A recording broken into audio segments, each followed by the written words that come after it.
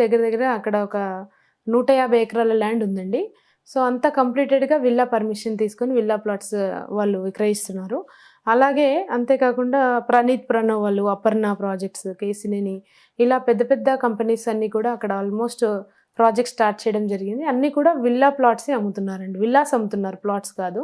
కాబట్టి ఆల్ ఓవర్‌గా complete surrounding చూసినట్లయితే 5,000 నుండి 6,000 విల్లాస్ రానున్న 4-5 సంవత్సరాలలో కంప్లీట్‌గా ఎస్టాబ్లిష్ అయిపోతాయండి. ఓకే. అదే. సో మేడం ఇక్కడే ఇలా 5,000-6,000 వరకు విల్లాస్ రావడానికి గల కారణం ఏంటంటారు?